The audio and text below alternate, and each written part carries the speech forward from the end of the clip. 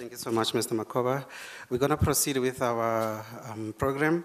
Before I call Mr. Phakamani Hadebe to come and give us the keynote speech or presentation, for those who are using the Wi-Fi facilities, the password and the username are media, the word media, both for the password and for the password and the username. So without any further ado, I'm going to call on Mr. Phakamani Hadebe to give us the presentation for the day.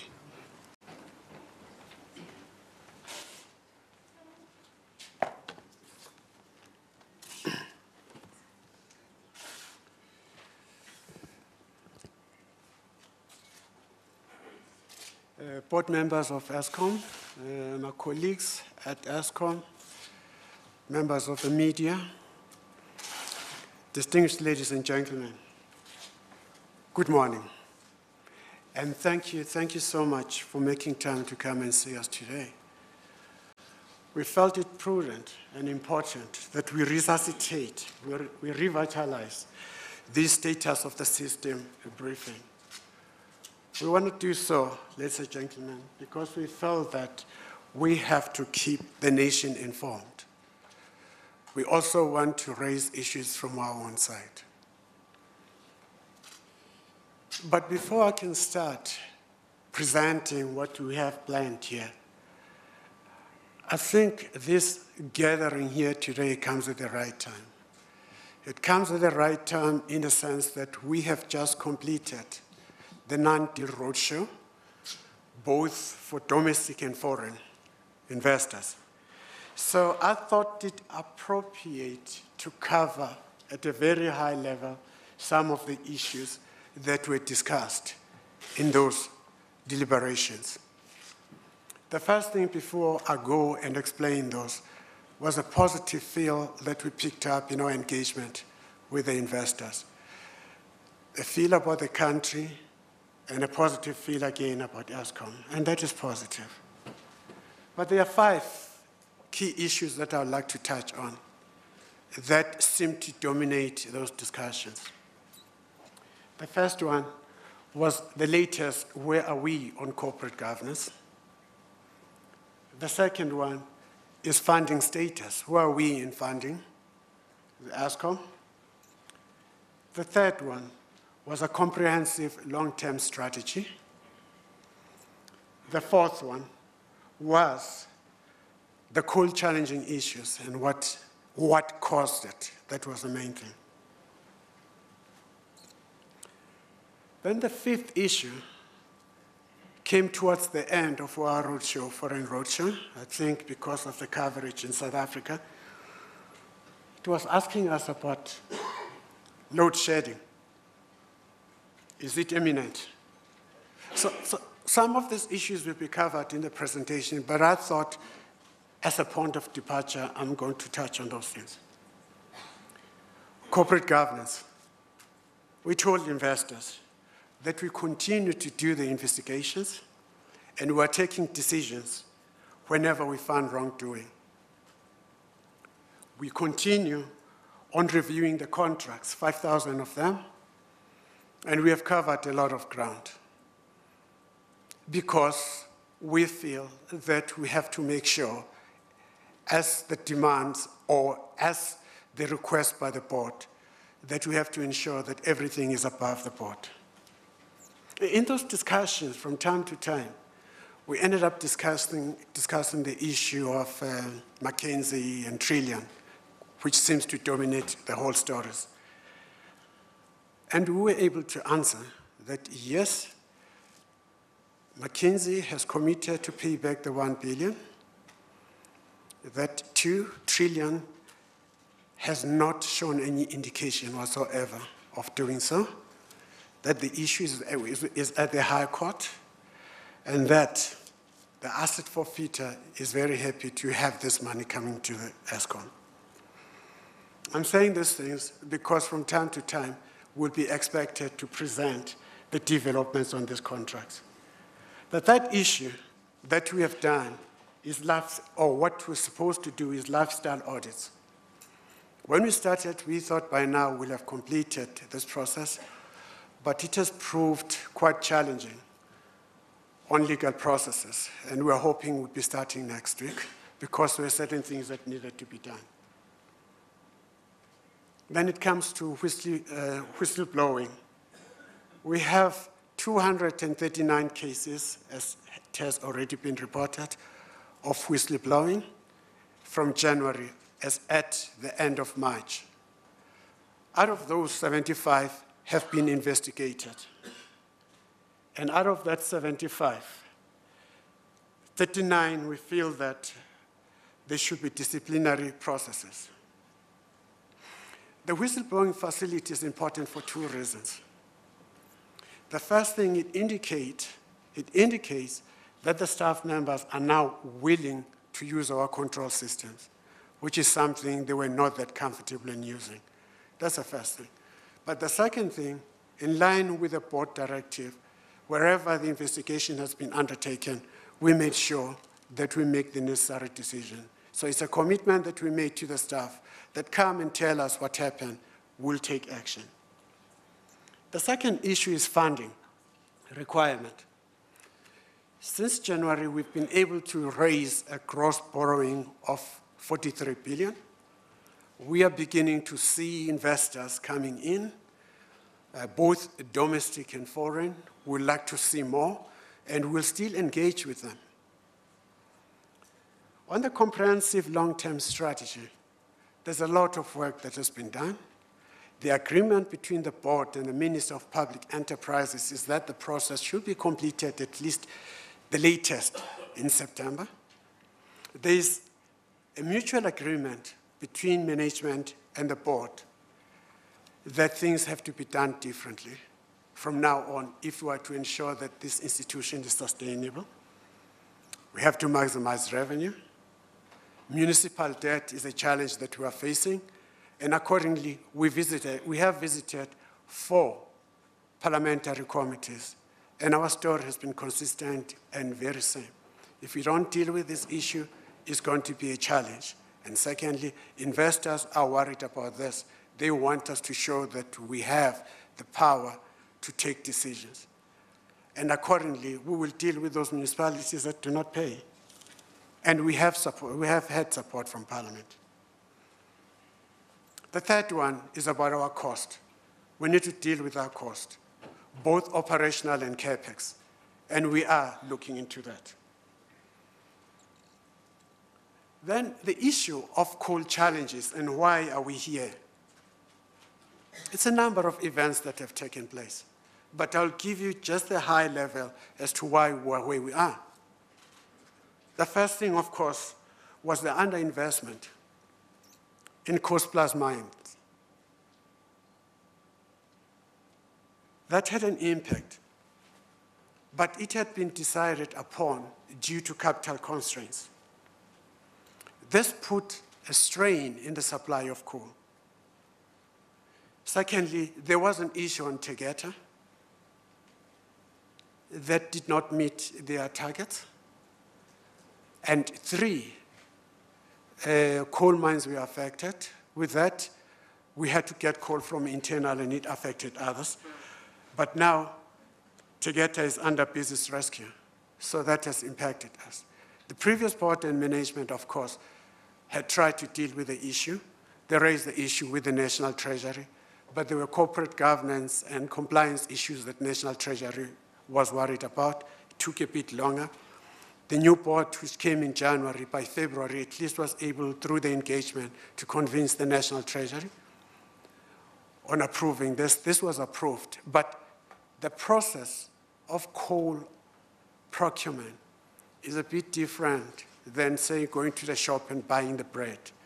The process is not as simple as going to the shop to buy the bread. But we have done quite a number of things in that respect, and we are beginning to see the results of that. Because during the presentation, further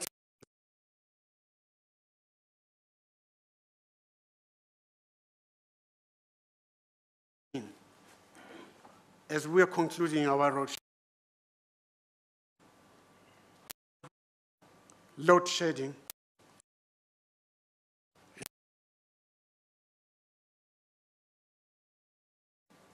our view is that we are producing 46,000 megawatts of electricity in South Africa. The planned and unplanned outages is roughly about 10,000 or so. And that leaves us with resources of about 3,000 that we can make use of.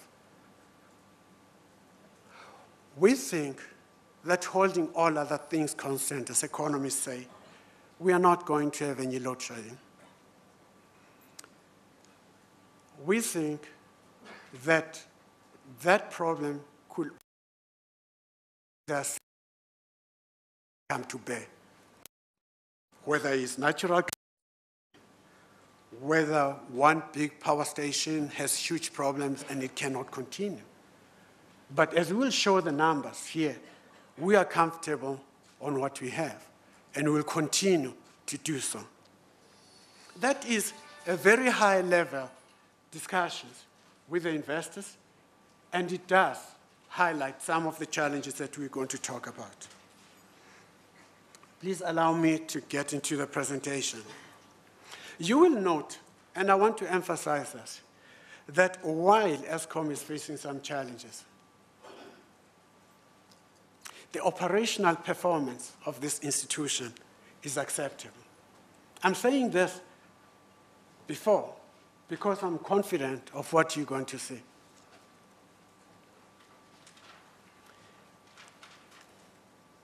The situation in South Africa will have been worse if Eskom had severe challenges also on these operational performances. Please allow me to go through the presentation. The summary, as you can see here. Energy availability, an improvement from last year, from 77 to 78%. Capacity that had been added on the national grid, 2,387 megawatts. New transmission lines, 722. New substation transformer capacity, 2,510. During the year under review, we have managed to electrify more than 215,000 clients. Of course, we are looking at elasticity demand because we feel that, as I've already indicated, that's an area that we have to maximize. The load shedding issue I've already touched on. And we think, and that's important, that is not likely.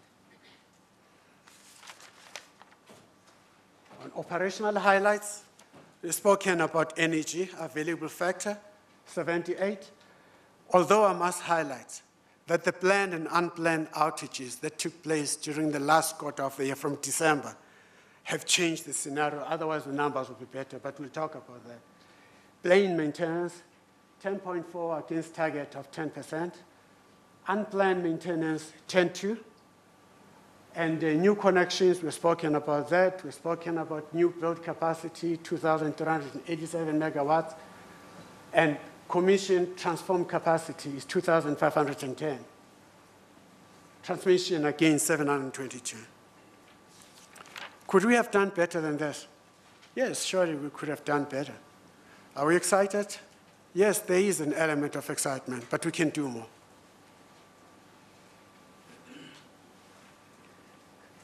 Bringing the business into perspective.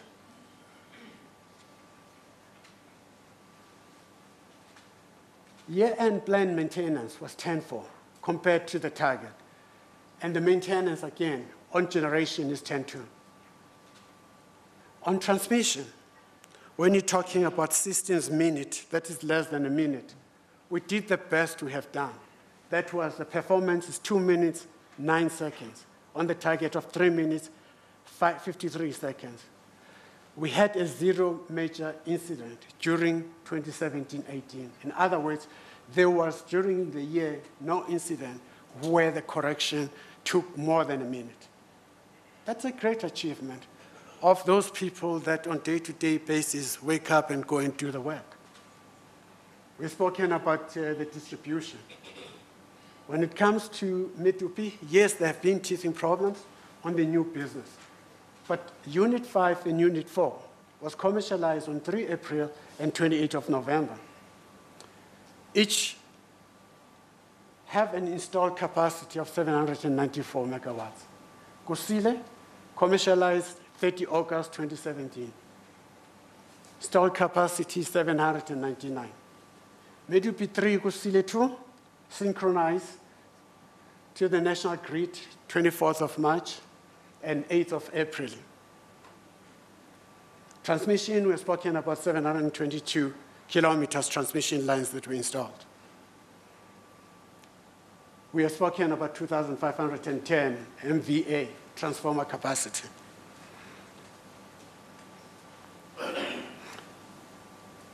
We want to highlight that on the unplanned maintenance, you will see a bigger increase or an increase in the last quarter of the year. This was because of unplanned outages that we experienced, but we'll come back to that.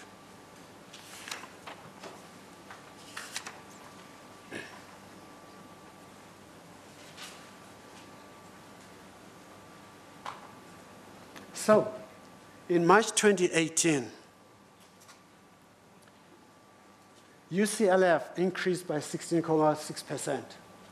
That was primarily because of Letaba 3 units. You'll see it in the numbers. On the maintenance side, the year-end planned maintenance, again 10.4, against a target of 10. Slightly down from last year. UCL, compared to the year before, 10.2 and 9.9. OCGT is 0.56 for the year. I want to touch on this, which is less than a 1% target. Now, I do agree, and we do agree with the team, that the OCGT during the last quarter has increased, but we'll cover that. But some of the things that have come up in the media, that we are spending $1 billion a month on this are wrong. This is the amount that was spent, which is 320, against the budget of 620. Environmental issues which remain important. Particulate emissions is 0.27 against the target of 0.34. On the liters kilowatts hour, again is 130 against a target of 137.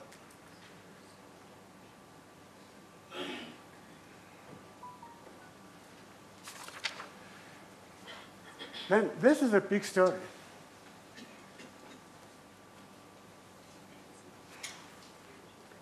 The generation achieved on the available factor, energy available factor. Yes, it has come down. From 82, it's come down to 69. But we can provide reasons for that. The first one is the increase on planned outages. And those planned outages gain momentum in summer, November, December, as you can see going forward. That is because Eskom always prepares for winter in summer. That's what they do. But there's a second reason also that is in here. And that is up during, oh, sorry. Where am I? Yeah. During this period of time here, the ability of Eskom to access the financial market was rather limited. And accordingly, when the new board came in and there was access, we then began to increase the planned outages, some of them that should have been done before. There is an increase on unplanned. The majority of it is teething problems of the new systems that we have, Medupi and Kusile. But over and above that, we had 2 power stations that were giving us problems here. You will see that by the end of the year, the unplanned had increased to 16.6%. That was because Lethabe, which we started working on it in November. We're supposed to have completed it here, and we didn't, and accordingly, it moved to unplanned. However, the story is a bit different now. 2 of their units have been dealt with. So in May, these numbers will be different. But the story is different. So the OCG usage will reflect this. In other words, it will reflect that towards the end of the financial year, there was an increase in outages, and we then had to find the substitute, as reflected here. This is us. It increases a bit December, January. Then there's this huge, again, mainly because of Lethabe. But you will then see, because of the 2 units that have been brought back to operations, this in April has since come down. And again, this is important. It's 320 million against the budget of 620.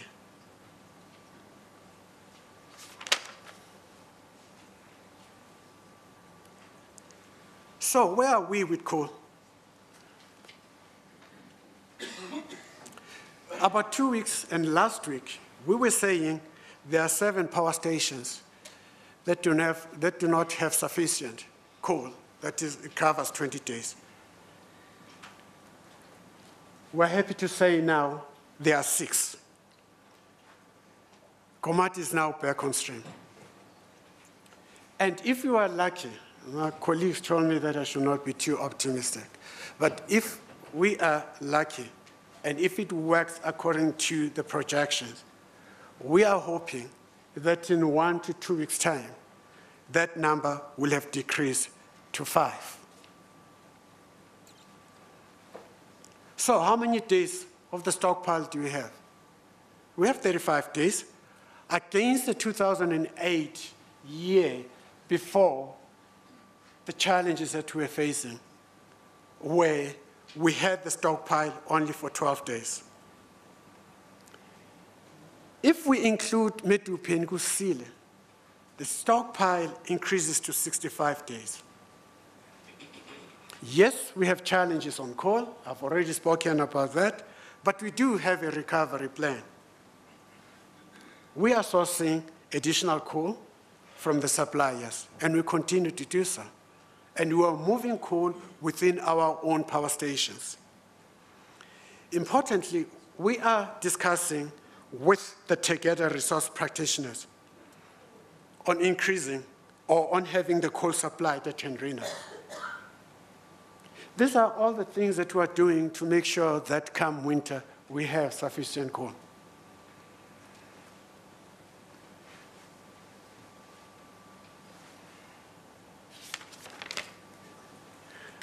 If you can look this through a bigger picture, I will concentrate on the peak period. You will know that we will use OCTG primarily during this period of time and in August up until December. So we'll see gas being used. However, we're still far from the reserves up there. That assumes, of course, that the unplanned does not increase by a bigger percentage.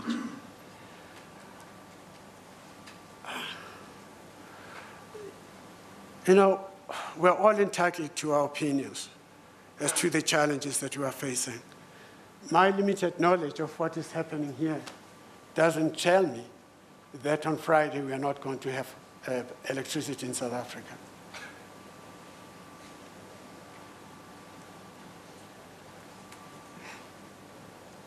it does indicate that we are going to make use of gas from time to time.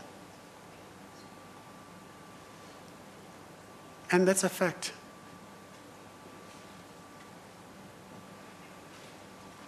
On the distribution side,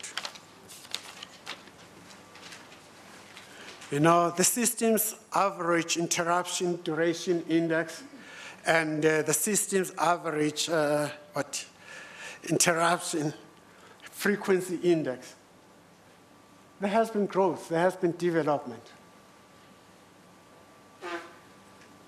Distribution lines are still above 350,000, and we are maintaining those.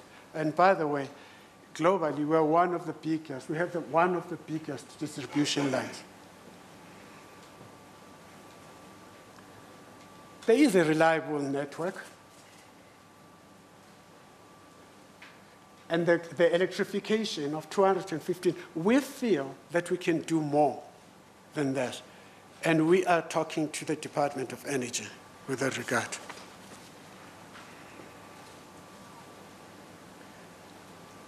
The two have been covered. I just want to highlight that during winter, we tend to have some outages because of the overload, network overload. This is the result of illegal connections, vandalism, and equipment theft. We are working on that. But on the customers, we have increased revenue, and we are targeting to increase this even more. 148 power station, power customers have been connected.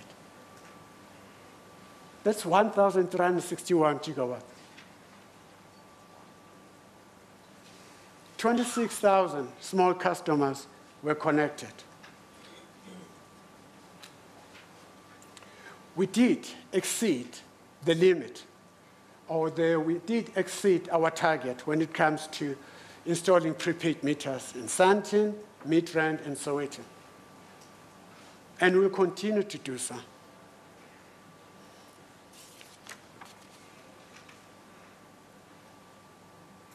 The universal access, the target was 201, we're 215, and we have since communicated to the department that we're willing to take even more. Transmission. We have already spoken about systems minute, that we have achieved the best ever reported performance in 2 minutes, 09 seconds, against a target of 3 minutes, or 4 minutes, close to 4 minutes, and that there was 0 major incident. And the number of interruptions were reduced to 24 against a target of 34. On the plant performance, almost 99% of the planned work was executed on maintenance. With regard to excellent line fault performance per 100 kilometers, again, 186. That was achieved against 2.2 target. Substation plant reliability, we were close to a target. With regard to IPPs, we are talking 9,479 gigawatt hour against 2017-18, where we had 7,227. That's a whopping increase of 31%.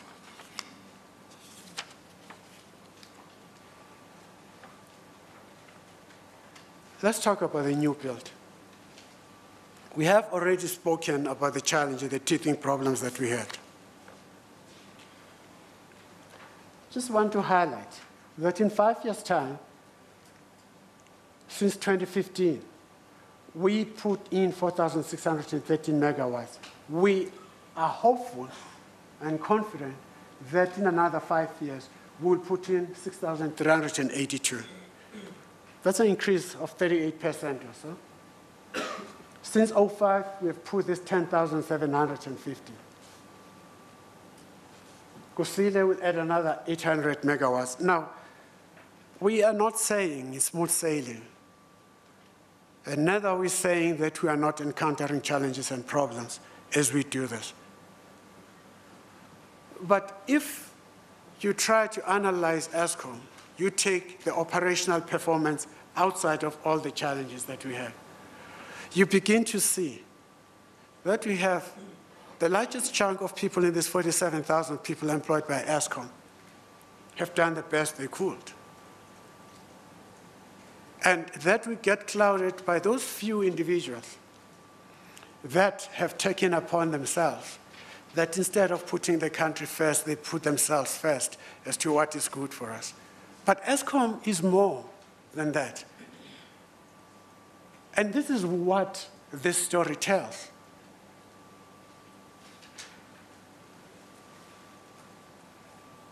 Let me conclude my conclusion. Should we celebrate? Should we then say we're safe? Still too early. But I can tell you without any benefit of doubt that we are safe. What we need to do is to encourage those people that have delivered this to continue doing so on the one side, and on the other, deal with those that have done what is not needed, the wrong stuff. Because if you do that, you then create a kind of a culture that inculcates performance that is even far better than this. That is what South Africa needs. That is what South Africa deserves. And that is why we have been employed to do this job. We need to take painful, difficult decisions to do so. And there are quite a number of things that have to be done for us to achieve that goal. We need to deal with municipal debt. We need to deal with our own sustainable model to ensure that Eskom lives another 95 years. We leave a viable institutions for those that come after us.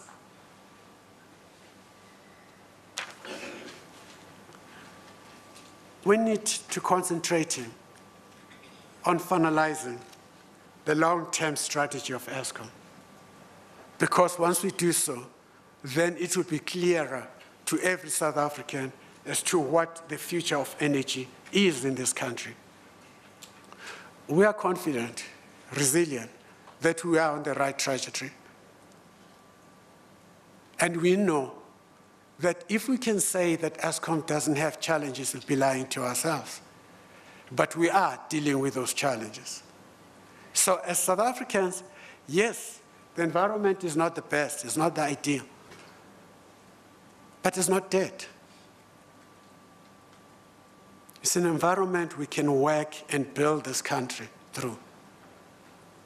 And with those few words, thank you so much.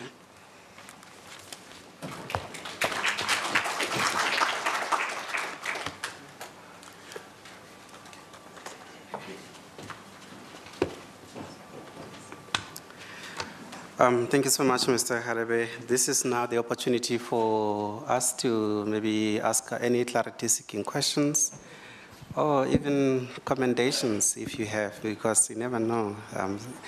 I'm going to take, I would say, tranches of 4 so that we can get through the questions as many as we can, and then we will take it from there. So you'll tell us as to who you are, the organization you represent, and then you will give us your questions.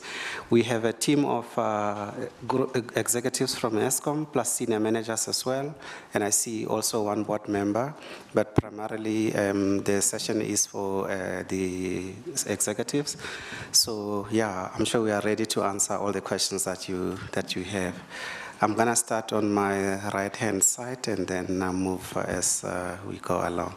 So I'm going to, on the left side of the right side. So I'm going to start with Hari, and then I'll do Antoinette, and then I see Chris, and then I'll take, yes. Joy, yes. So those are the, I think, 4, if I'm not mistaken, that I'll take, and then we'll move on to the other ones. Hi, it's Heidi Jacques from ENCA. I just need to understand what your plan is in terms of, you guys say that you're going to source coal from power stations that currently have a surplus. What is going to happen to those power stations when they run out of coal? If you can just give some clarity on how you're going to manage that. Thank you, Harry. Antoinette? Antoinette Slabbert from MoneyWeb. Just a few questions. The first is, how far is the disciplinary action against Ms. Susan Daniels? And if you could just update us on whether there are any other outstanding disciplinary measures against senior managers. And then the lifestyle audits, what exactly is the challenge that you're talking about? Why only next year, if I understood you correctly, and who is going to do these lifestyle audits? And then the last question, what was the energy availability factor of the renewable IPPs in the previous financial year? Thank you, Antoinette. I'm going to make a small plea that where possible, let's limit ourselves to 3 questions each. We will do another round. Chris? Good morning, Chris Yelland from EE Publishers. Phakamani, if I can ask you, we've heard about what I would think are crisis management actions in coal, procuring short-term coal from here, there, and everywhere that you can get your hands on it. But can you tell us what long-term plans Eskom is putting in place, especially your policy going forward on cost-plus mines, as well as your plans for a coal supply to Kusile, which I understand there is no plan long-term yet, after many, many years. So what we're seeing is just short-term emergency planning and crisis management, but what is being done long-term to ensure the sustainability? If I can ask while I'm got the mic also, can you please clarify exactly the position at Matla Power Station, which was not included in your list of 7 problem stations? I was promised an answer as to how much usable coal days there are at Matla, but I've never had an answer. Can you clarify that for me? Thank you. Thank you, Chris. Joy? This is a question for Mr. Hadebe. Could you please clarify the exact position of Mr. Abraham Masango? And then in terms of the misconduct of the various officials that Eskom has been looking at, will those results be released? Will the South African public get to know who and what they've done and who they are? And then my last question, in terms of the cost overruns on Kusile and Medupi, will there be any serious investigation or censure of the senior Eskom officials who presided over those billions of rands of cost overruns? Thank you. Thank you, Joy. See, you can answer from there, and this will apply to all the other executives as well. We also have roving mics that will be given to the other people who are not seated at the main table. Mr. Hadebe. Thank you. My colleagues will help me here. The issue of the coal, taking surplus from those that have, it's not about that only. We are also talking to the suppliers that are giving us additional from what we ordered. So it's a collection of things. We are going to those that will give us more. And in the meantime, we can also share within our own power stations. But the main thing is we have requested National Treasury, for example, to approve a 1 million ton delivery of coal. And that has been approved, and we're doing so. So it's buying mainly on this side and the surplus on the other side. And Susan Daniels, the investigation has not taken place, and I'll be honest, because we've been trying to finalize the data, and it's been very difficult to do so. It's just simple as that. And I want to highlight something that was discussed at the parliamentary committee, one of the parliamentary committees. The new board and myself do not have anything against her at all. In fact, we don't have any relationship. She had been suspended when we joined. The truth of the matter is that there are issues that came up that we wanted to answer. There are questions that we wanted to answer. That's the whole thing. The lifestyle audit, no, the lifestyle is going to start next week. It should have started, but because of a legal process, it's just taking longer. But I've been informed that it's going to start in earnest next week. And we're going to get a private company that I think I should have signed by today, that they start. So the process is ongoing. Renewable.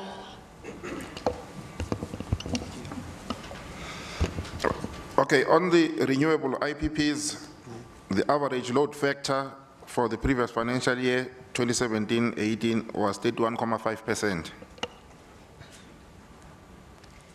Okay. Just to clarify that, like my colleague said, it's 31.5, but Antoinette, we don't use EAF like conventional fleet. We use what we term a load factor.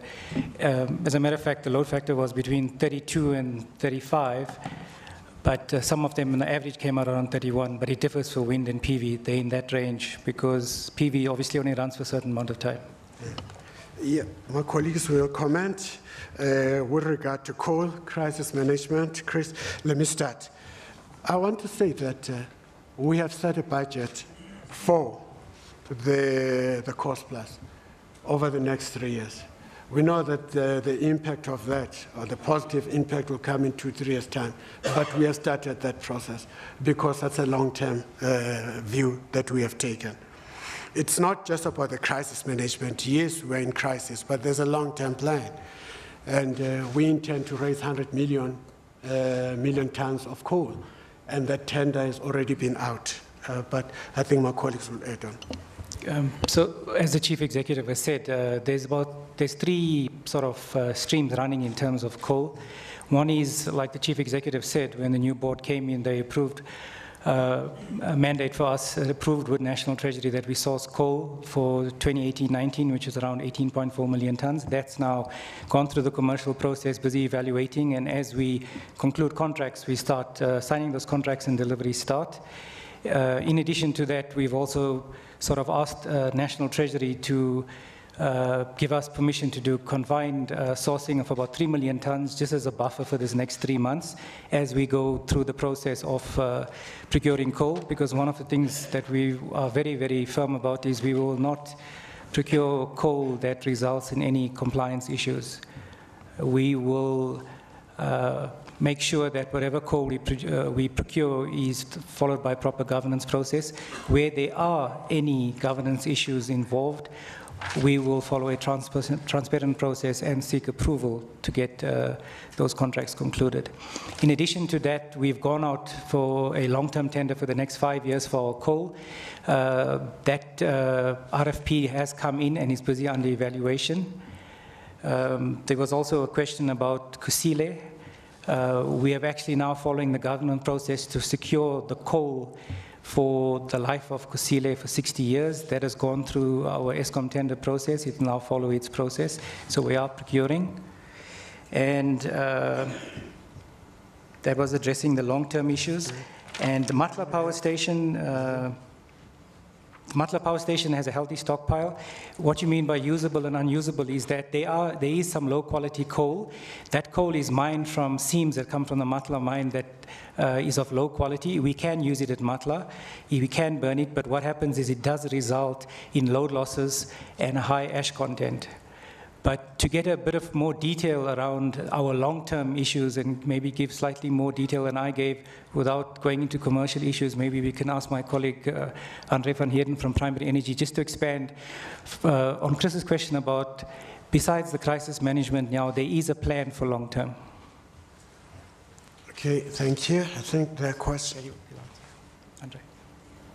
Okay, thanks. Yeah, thank you, Deva. I think you've touched on basically the major impacts that we are looking at. The one is to, as Deva have said, is that with the new board, we have now we've received some approvals to start investing in the cost plus mines.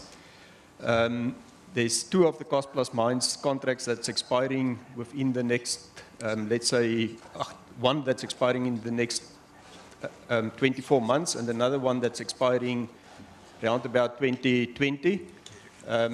Those contracts are now being renegotiated.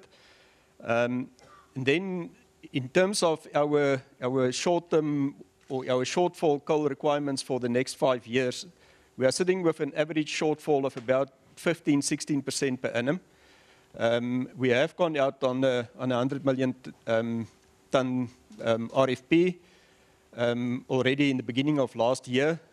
Those tenders are all in the process of being evaluated.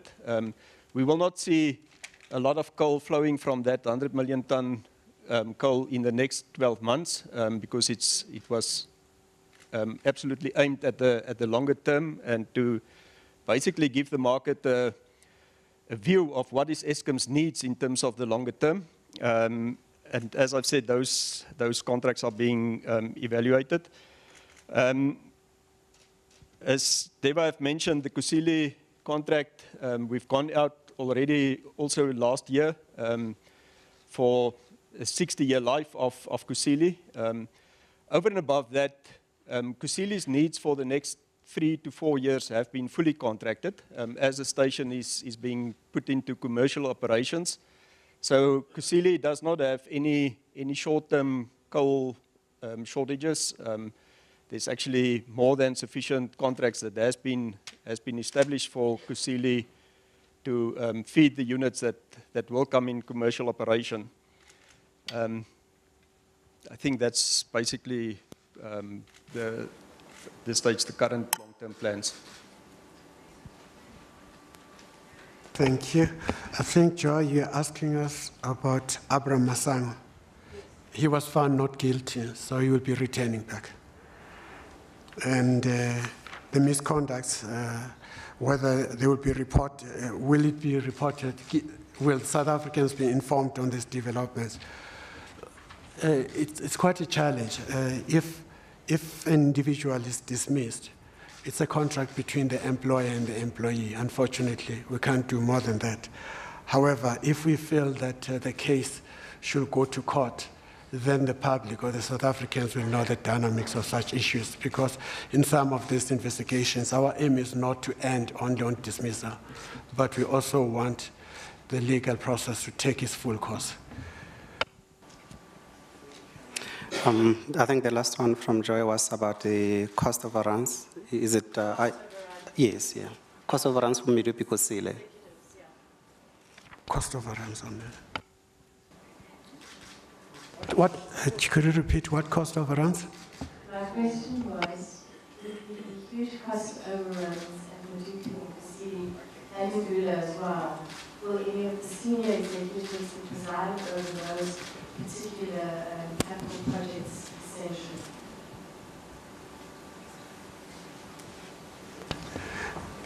The SIU is investigating all those things, and we will piggyback on that.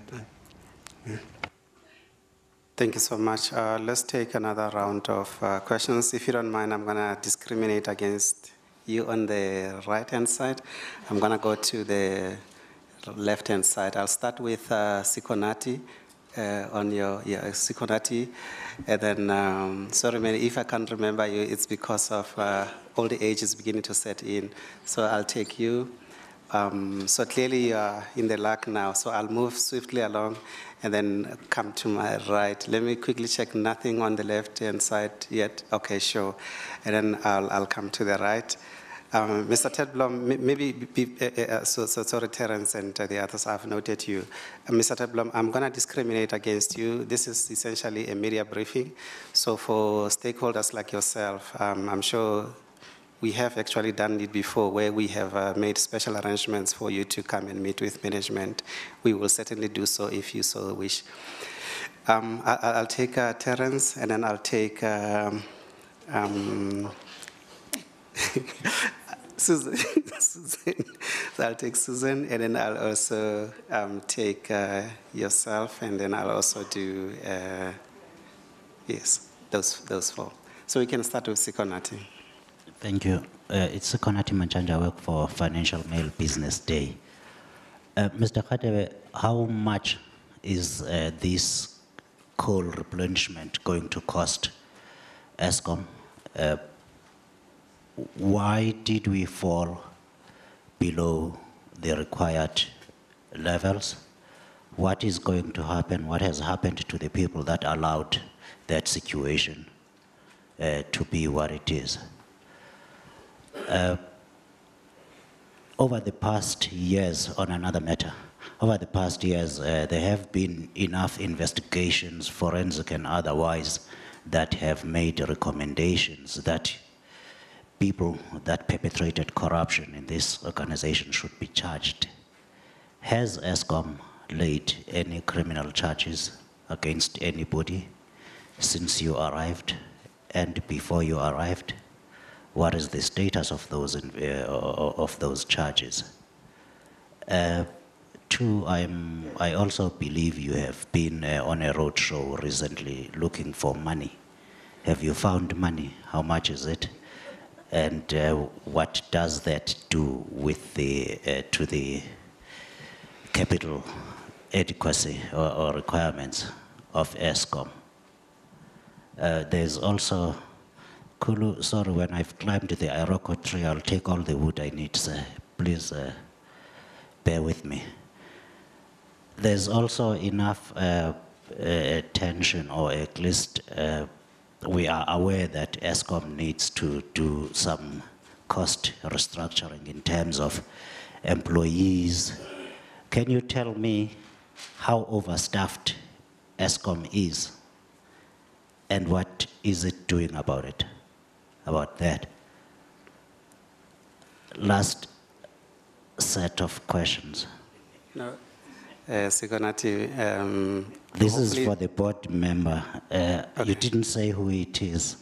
Oh, Ms. Makubane, can you please tell us, does the board still have a tender committee? Two, how far is Eskom in appointing a chief executive and a chief financial officer? Lastly, how many executives are still out on suspension? And what is happening to their cases? You only spoke about Abraham Masango and Susan Daniels. Thank you. Wow, thank you so much. We'll move to the second one.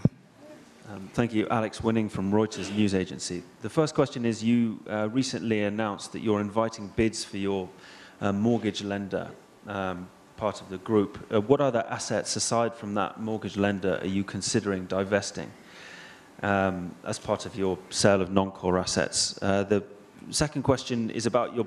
Could you please repeat your question? Yes, so you recently announced that you're inviting bids for Eskom Finance Company, which essentially is a mortgage lender. And yeah, so I was just interested, apart from that, what other non-core assets are you interested in divesting this year? The second question is, you've recently returned from a non-deal roadshow. Do you plan any deal roadshows this year? Do you plan to sell bonds on the public market, either to domestic or international investors, and in what volume? And yeah, and the rest was covered by Thank you my so colleagues. much. Thank you. And Sigonati, part of your question has been answered already, I'm sure. The roadshow was a non-deal one, but you'll get another bite. Angela is now okay, so he's okay. Yeah, then you can give it to the lady next to you. This is just a little bit of extra clarity on one of the Sigonati's questions. Sorry, really from the Guardian. Just in terms of all this extra coal procurement, emergency coal procurement that you do, how much extra is it costing you? But then can you please just give us an idea of what you're doing to ameliorate the effects in terms of financing? Are you raising more density at this coal? Are you selling extra stuff off? Are you cutting costs somewhere? Please could you just give us some detail? Sorry, and then just one quick thing on the nurse tariff application. You indicated that you were going to potentially possibly review, take the decision, the last decision on the court review. Can you give us some clarity on where that process is and what you're looking at? Thank you so much, Lindley. The last one would be Susan. Hi, Susan from Overruns. I wonder if you could just tell us about what your investigation into coal shortages at Kendrina last year had discovered. You'll recall that overnight Eskom went from thinking that it had around 20 days of coal to discovering it only had 8 days of coal. So I just want to know what resulted in the coal book being inaccurate. As I see it, there are three possibilities. Either the quarterly survey was inaccurate, or the coal deliveries were inaccurate, and it's possible that someone perhaps was stealing coal from the stockpile. That seems like a lot of coal to take. Or the third possibility, that the expected coal burn rate was inaccurate, and that perhaps due to low quality coal, you were burning more coal than you were recording in the coal book. I think if you could just go through that for me, that would be really helpful. And perhaps also just indicate if there's any indication that Eskom employees have somehow played a role in intentionally obscuring those figures. Thank you, Susan. Terence? Terence Engineering. Just on what your coal procurement budget for 2018-19 was, and what it will be with the addition of the short-term purchases to replenish your stockpiles for the year, and at what average cost per ton do you expect to secure this additional coal? And then if you could give us a time frame for all 6 remaining plants to be back at the required target for stockpile. Thanks. Thank you, Chris. I've noted you. The next round, I'll start with you. Mr. Hadebe? Start with Sekonat, and I request, I will transfer to my colleagues. Coal replenishment, how much will it cost? I think CFO. Yeah. I think in terms of the coal, we are still busy going through the RFP. We haven't placed contracts as yet. On some of the contracts we have placed. So the chief executive is also pushing us to say, tell us how much more it's going to cost, what will we do for the budget. But I think we are trying our best to negotiate within the parameters that we have. So it's difficult for me to quantify at this stage and give you exactly how much is going to be over. But one thing I can say at this stage is that we are going to battle to meet the budget that we have because of the extra coal that we're procuring. The exact number and figure I have not worked out. But if we manage to procure coal at around 400, 450 Rand a ton, then I think we will come close to our budget or this being slightly over. I think that's a key challenge we have. The exact number I can probably give you outside the meeting. And that would go for the budget as well for this year. I don't know the exact budget for coal, but outside this meeting I can give it to you. Yeah, with regard to why we are where we are, on coal, I started by explaining the reasons why we're where we are. And I gave a long explanation on some of the issues. I think we are investigating those issues. And there have been a couple of people, some of them who were heading some of the power stations that have been suspended. And we're going to follow through on those issues. And again, I want to emphasize that once we have completed that, it doesn't end up on dismissal. We'll also look as whether we can lodge any criminal charges on those. Have we laid any criminal charges? We haven't. We haven't done so, not because we don't want to do it, but it's because of the journey that we have to travel. But the most important thing now is you have about 5 investigations that are ongoing at the same time. On the one side, we have the president that has announced, we have Deputy Justice Zondo, National Treasury, we have a special SIU, and we had done ours, and we have been talking with the Hawks, and they came and we gave them documents, and NPA is doing their own work. We had a discussion with the head of NPA that we need to consolidate all these things. And we haven't reached an agreement on that, how it to be done, because it's just scattered, and we're doing exactly the same thing. So our intention, once agreed, is to launch those criminal charges. But when the Hawks and the SIU and everyone is doing exactly the same thing, maybe we have to take a step back until all those is concluded. But it is our intention. The roadshow, I think, Kulu has explained, it was just to touch base and hear where the investors are saying. I elaborated that it was very positive, not just on Eskom, about the country too. Cost restructuring in terms of staff, how overstaffed we are and what we are doing. We are not yet in a position to articulate those things, but we are not just looking at the staff costs. We are looking at the coal price. We are looking at maintenance. We are looking at CAPEX. The story will become clearer once all these things have been consolidated and concluded. I'm therefore not yet in a position to give you an answer on that. I think, is this Nelly? Okay, you have, does the board still have a tender committee? Yeah, okay. Do you want to, okay. Mm-hmm. Thank you very much. At this point in time, we actually had a meeting with the Minister of Public Enterprises on the 17th of April, Minister Gordon, where he directed us that we need to review the board committees and their appropriateness. So at this point in time, everything is under review as far as board committees are concerned. And then on the second question around the executives, we actually have done our work at executive level. It is our expectation that the current executives that are here and also the acting executives will continue to do the cleanup operation.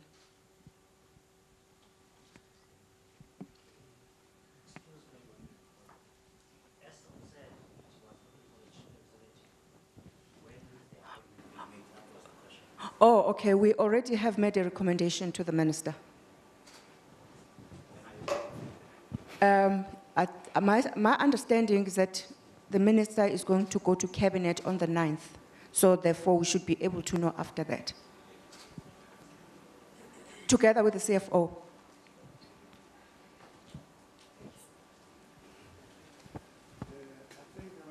A question on EFC.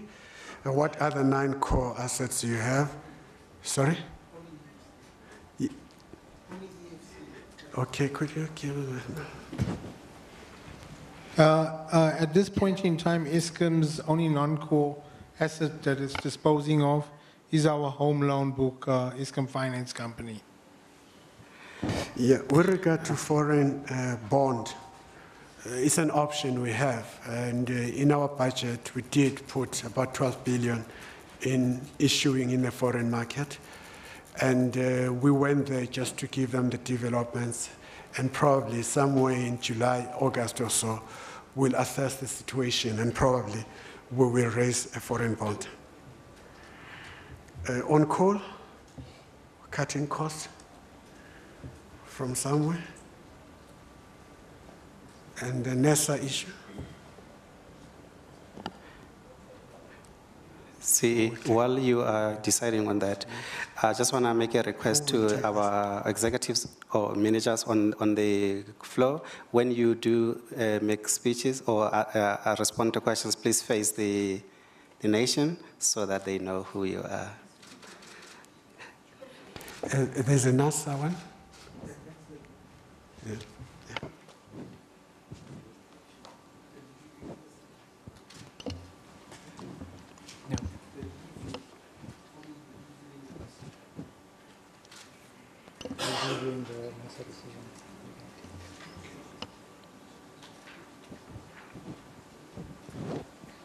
Oh, regarding, okay, so my apologies.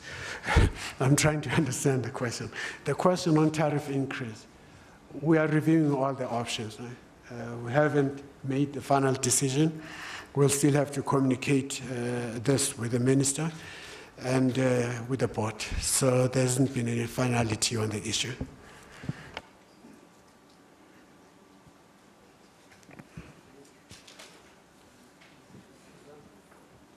Hendrina? Yeah.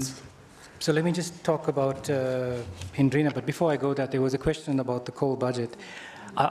Just to go back, like I said, I don't know the exact number, but what I do know is that you'll see now when we present our annual financial statements, there was a saving on primary energy for the last financial year. Somehow I do not think that you'll see it this year. That's the message I want to give, because we obviously have to procure more coal. And obviously, there's a lot of factors that go about when you procure coal this financial year. I think it's the price of the exported coal, the rand-dollar exchange rate influences it as well. So are we cutting and saving money to give to the primary energy? Yes, that's what the CFO has to help us. We're obviously going to try to see where we can save from a primary energy point of view. Obviously, the less diesel we use, that would go to some of the savings as well. But on the Hendrina issue, yes, there were irregularities around the Hendrina stockpile days. There was an investigation. An investigation was recommended certain outcomes in terms of disciplinary action against senior people. We have taken action against senior people in the primary energy environment as well as the power station environment. I would think that to give further details may not be appropriate, as it may jeopardize the continuing investigation and the necessary disciplinary process against those individuals.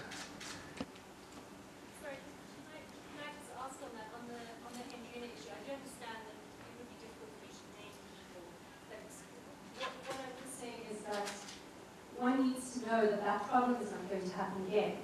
And if it is a question of the issue of using an expected coal burn rate and that not matching up to the coal quality being delivered, that could happen again. And we don't obviously want to have a situation where Eskom discovers overnight the stockpiles a third of what it was. All I'm asking is if you can give us some detail that would help to clarify whether this was a once-off freak accident or if this is a problem that Eskom is likely to experience again.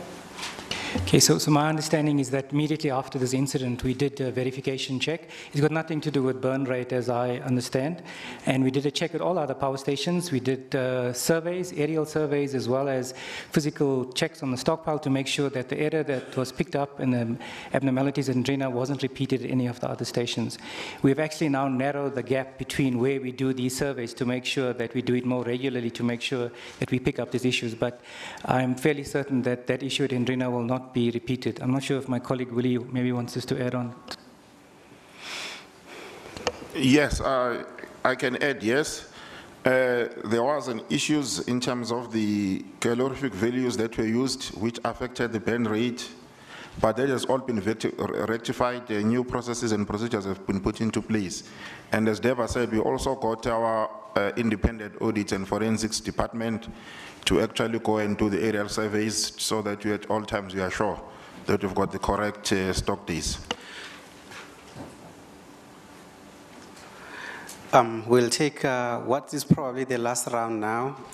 But before we get to the people here, let me just confirm one more time if we do have people on the chorus line.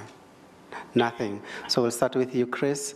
And I see Siseko, Antoinette, and then Sikonati.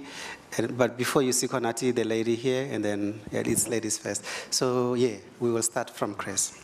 Thank you. A question on the coal price.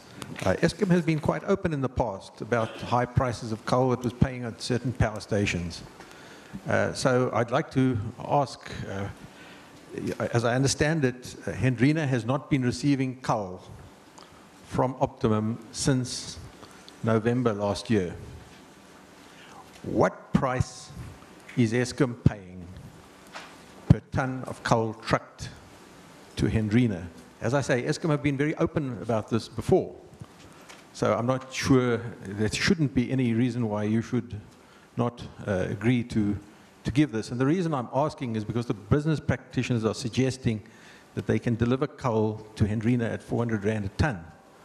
So my question is, what price are you currently paying to truck in coal to Hendrina? A second question, if I may, and that is the question of environmental sustainability. It's my view that environmental sustainability is always the sacrificial lamb to operational and financial sustainability. Can you advise us how many Eskom power stations currently, coal-fired power stations, are in breach technically of the environmental regulations of South Africa and can only continue operating as a result of exemptions that have been granted from meeting the laws of South Africa. So I'm asking, to what extent is Eskom environmentally sustainable, and to what extent is it a breach of the law, other than that it has got exemptions from the Department of Environment to this effect? Thank you. Thank you, Chris. Sisako? Hi, my name is Sisako from Business Report. My question, the first question relates to the steps that Eskom is taking in response to the coal shortages at the various power stations. I'd like to know if the steps that you're taking, that includes diverting coal from other power stations and also perhaps running the OCGTs, will those pass? Are you confident that those will pass the regulator's potency and efficiency test when in future you submit an RCA application? Secondly, the Hendrina contract, the rollout contract comes to an end in December. When are you going to start with the procurement process of the contract? Antoinette? Mr. Hadebe, I just want to make 100% sure that I understand you correctly. When Mr. Molefe was heading up Eskom, he said that Eskom is doing away with the cost-plus mines. It was a change in policy. Have you, in other words, rescinded that decision? Is the policy again to proceed with the cost-plus mines? And then NERSA specifically recommended that Eskom should close some of its power stations. What response has Eskom embarked on in that regard so far? And then I believe there was an issue with international debt. Has that been resolved? With debt from an international buyer, I think it was Zimbabwe. Yeah. Thank you, Antoinette. Yes, ma'am. Hi, my name is Odwa from Bloomberg. I have a question for Mr. Govender. Could you please just repeat the details with regards to the 3 streams that you mentioned in terms of coal procurement? And I just also want to find out, have you already secured that buffer amount, and how much of coal would that be? Thank you, Odwa. Sikwanati, sorry, ma'am. Thank you, sir. Mr. Hadebe, have you received the 11 million rand from Brian Molefe? If not, when are you getting it? Where is Monges in Tsokolo? He used to sit there. Lastly, you did not answer my question about how much money does Eskom have in the kitty, and how does that relate to what it should have as working capital? Thank you. Okay, so Conrad, just repeat your question. I think your first one shocked me. You're saying I have 11 million from Brian. The High Court and indeed the Supreme Court of Appeal has said Brian Molefe must pay back 11 million rand to Eskom. Has he paid it? When is he paying it? I'll repeat the others for your benefit, sir. You can repeat them. Where is Monges in Tsokolo? Okay. How much money does Eskom have in the bank? How does that relate to what it should have in terms of working capital? Okay. That will be all for this round. I'll give over to the CE and the team to respond. Thank you so much. On Hendrina on coal from Chris. I don't have the detail of what price per ton delivered on trucks, but I'm not sure. I also do not recall we actually gave that type of information previously. Andre, am I correct? We've never developed that previously. Molefe very proudly would give those figures for very high cost line. Yes, unfortunately, I'm not Mr. Molefe, so I'm saying we are involved in negotiations with coal, so I'm very reluctant to discuss commercial issues and how much we do it, because obviously there's a competitive edge involved in that. So we have not disclosed that previously, not to my knowledge. It may have been disclosed previously, but from my side, I'm very reluctant to give that type of detail. On the Hendrina issue, but suffice to say is that we are, like you said, the business practitioners. We're seeking a mandate to negotiate with them in terms of coal delivery. They have, Optimum has not supplied coal to Hendrina. The last bit of coal that was delivered was somewhere in March, beginning of March, 1,000 tons or something. And since beginning of March, we have received nothing. I think we received for 1 day, so we have not received anything since then. So we've been trucking in coal the whole time in terms of that. In terms of the environmental sustainability, so just a couple of clarifications. We do not get exemptions anymore. Exemptions were granted by the Department of Environmental Affairs previously. It is now called, we basically asked for postponements.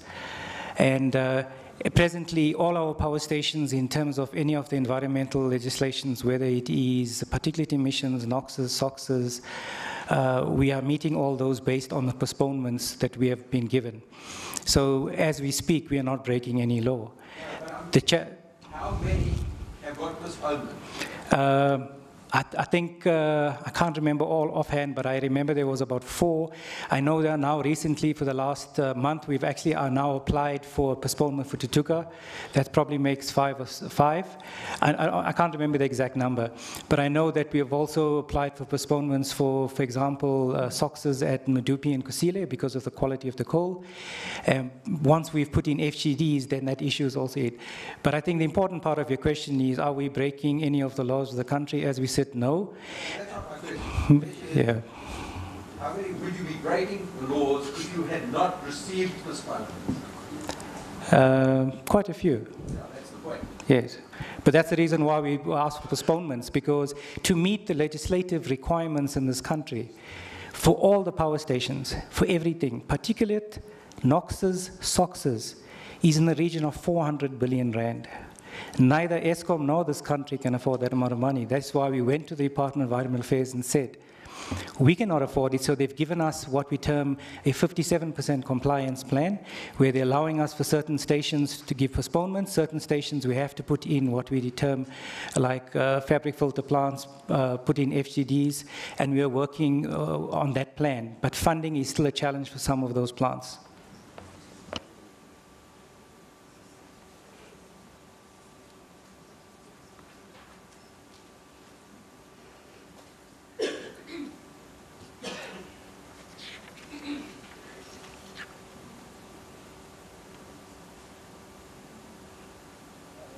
In terms of the question about Hendrina,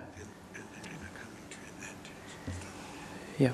So in terms of the question about Hendrina, I've answered the question about Hendrina in terms of coal. The contract, as my understanding, doesn't come at the end of December. It comes actually the June 2019.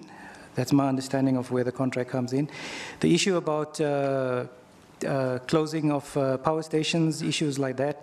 NERSA, was a question from NERSA about shutting down power stations. So I think we start off from a primary point of view is to say, besides the legislative issues that Mr. Yellen mentioned, there's also one called, we separated because what Mr. Yellen asked was about atmospheric issues. There's another one called CO2.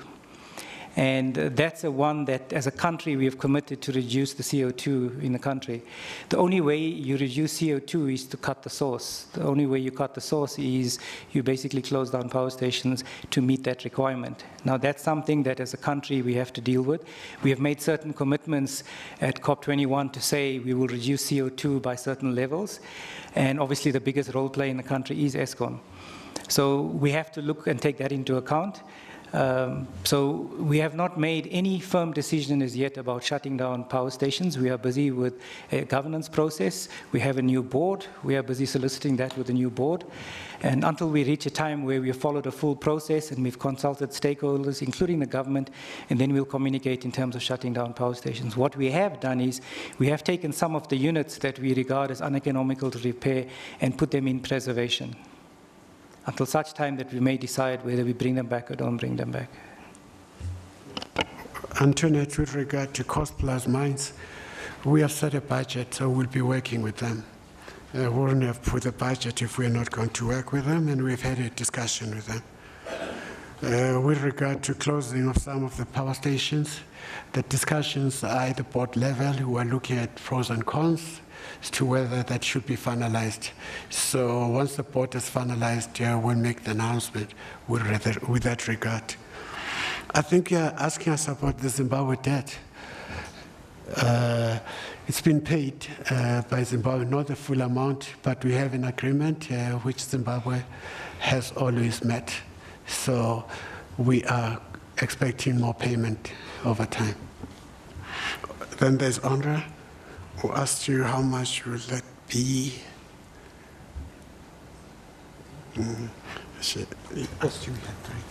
Oh, sorry. The three issues around the coal streams. I think my colleague did a better job than me, so maybe let him just repeat the three issues that we're busy with from a long-term perspective in terms of the coal. Sorry. Yeah, basically, as we've said, in terms of the long term, what we are busy with is looking at the capitalization of our cost-plus mines to make sure that they will produce for the period that they are supposed to produce and making the volumes that they are supposed to make. So apart from the cost-plus mines, we have gone out on a tender for 100 million tons of coal over the next 5-6 years period. We are not expecting much coal of that to flow within the next financial year or this financial year. It was more a long-term requirement to supply us in terms of our shortfall coal. What we are seeing at this stage is that we are basically about 84% contracted for the period up to 2025. We are seeing about the 14-15% shortfall, 16% shortfall per annum. And that is the whole intention of this 100 million ton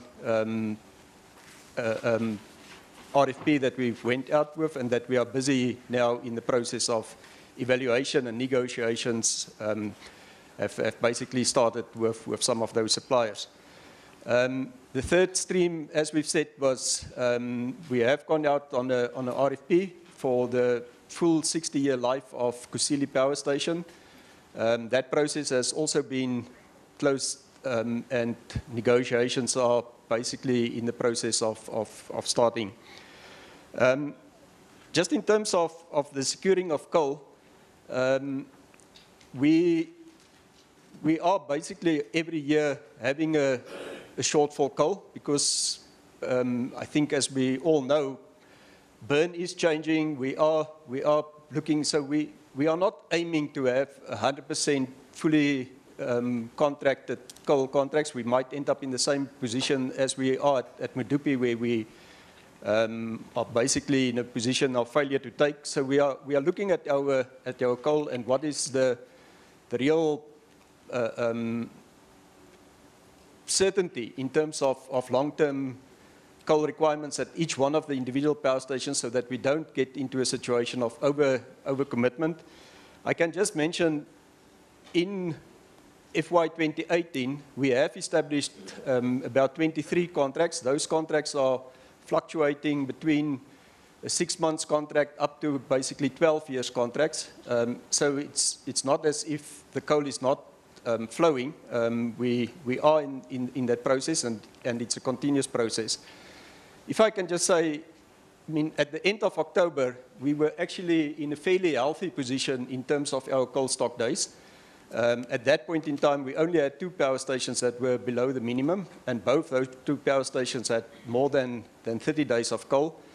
I think what has happened and that has really pushed us in this position of where we are sitting with this additional shortfall was basically the Tegeta situation where we, on a very short notice, had to replace, and the Tegeta mines are supplying in the region of about 8.5 million tons of coal per annum, which we now have to replace in the very short term. And I think that is the one thing that has pushed us into this direction of a short-term shortfall in terms of the coal. Thank you. Then, Skonati, 11 million from Brian. I'm not aware that we've received that. And Mongezi is on leave. How much money has come? I think the CFO can answer. Caleb, if you can just stand up for us. Caleb Kasim is our acting CFO. Yes, our cash balance that we have currently is about 14 billion. Obviously, our target is more like 20 billion at any point in time. What has been positive is that we see that the domestic markets have now opened up and are providing financing to Eskom. We've done quite a bit of transactions both in the month of March as well as April. So that gives us confidence that we'll be able to deal with our funding requirements and executing a funding program, which is a tight and difficult one, together with the positive sentiment we received on the non-deal roadshow. Thanks.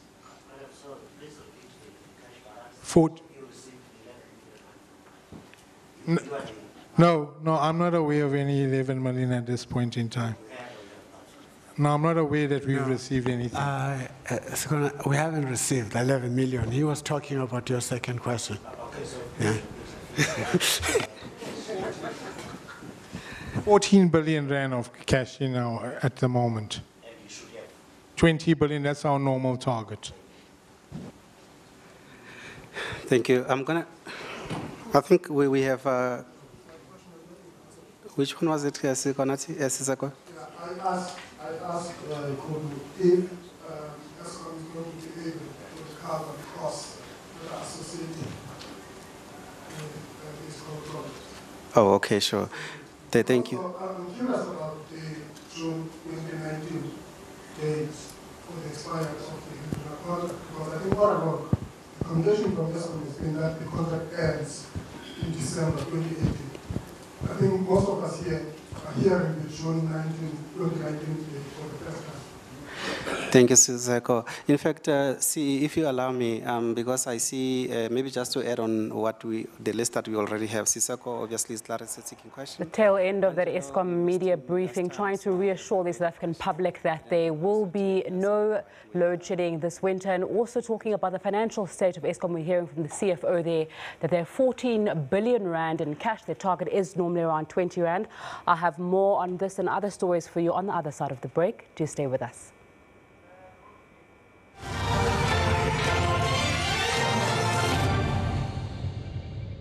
Just a very quick clarification. The required target at the power plants with the 6 ones which we're below, that is 35 days, is it? And is that a regulatory requirement, or is that your internal rule, or is it what is the target? Is it? Thank you. Thank you so much. And I think that generally concludes the Q&A session.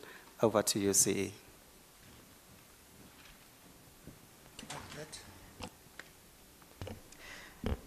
Okay, again, maybe just to start off by giving context, as you know, 40% of our revenue comes from the municipalities.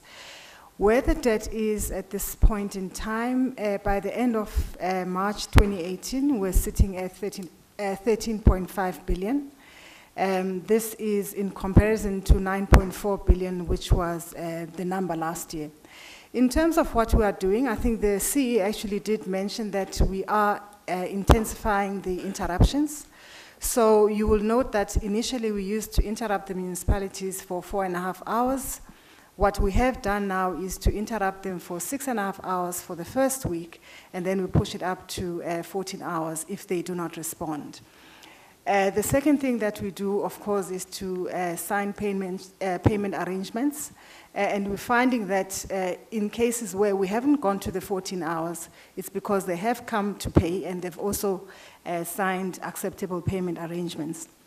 What we also have done is, I think Phakamani mentioned that, is we have engaged government to really highlight the problem and say that we also need support from their side to help us to get the debt from the municipalities. We have also engaged organized business so that they can also assist. Some of the gains that we have gotten from business is to actually get them to pay Eskom directly. So we've got a couple of cases where the customers of the municipalities, especially the big ones, they pay us directly. So those are some of the initiatives that we have implemented, which we are seeing some gains from. In terms of the coal question, so the issue around Hendrina, I must be very transparent. I'm also playing a bit of catch-up in this new role, so I may not have all the exact facts, but my recollection, it was June 2019. It was originally December 2018, and it was extended to June 2019. Am I correct? So it's June 2019. The issue of recovering money from all these coal contracts, like the chief executive said, there's a lot of investigations. All these contracts will go through SIU, and obviously when those investigations are completed, then obviously we look and see how we can get some of the money coming out of that. In terms of those power stations, there was a question, correct, we never answered it. How long will it take to recover? The plan that we got put on the table says they start picking up June, July, and we look and see somewhere by October, November, where we start getting to the levels where they start meeting the minimum requirements. The other question about the minimum requirements versus statutory, it's a mix of both. We've put in our requirements saying for 20 days. But for example, one of the power stations, which is fairly old, the grid code says that if the power station is built around 1970, you don't have to meet the 20 days. You can be far lower than that. But I think for purposes that we don't confuse the public, we've stuck to the issue of saying minimum, which is 20 days. But we have different minimums for some stations as well. Some of the bigger stations, the minimum is not 20, it's probably 25, 26. So it's a combination of those. It's a very technically complex answer. That's why we just stuck to the issue of saying 7 stations, 20 days. Well, in Setswana, there's a beautiful phrase that says, "Sisafeli nsiyathlola." That means that's the end of our business today. Thank you so much for coming, and drive safely.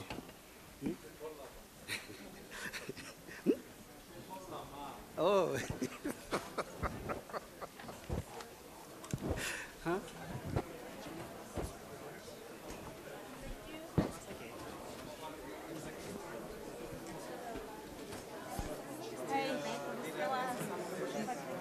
I know, that's fine.